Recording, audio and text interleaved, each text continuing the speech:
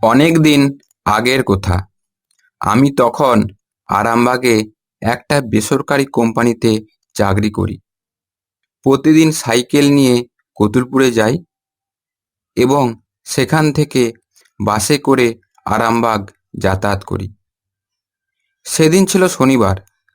অফিসে কাজের জন্য বাইরে যেতে হয়, আর কাজ শেষ করতে করতে রাত হয়ে যায়। বাসস্ট্যান্ডে এসে দেখি রাতের শেষ বাসটা তখন বাসস্ট্যান্ড থেকে বেরিয়ে গেছে।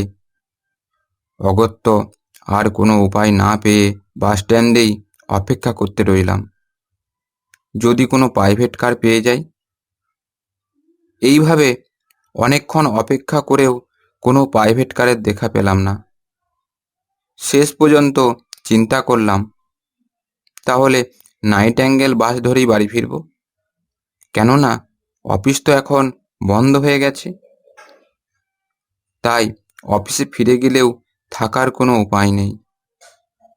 সেই মতো নাইটিঙ্গেল বাসের জন্য অপেক্ষা করতে করতে একটা লরিকে দেখতে পাই, যেটা তারকেশ্বর থেকে বিষ্ণুপুর লাইনে যাচ্ছে।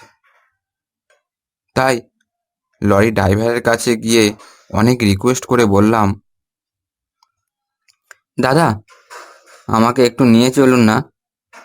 আমি রাতের শেষ বাসটা মিস করে ফেলেছি, আর কোনো প্রাইভেট কারও পাচ্ছি না, তাই বাড়ি ফিরতে পারছি না দাদা।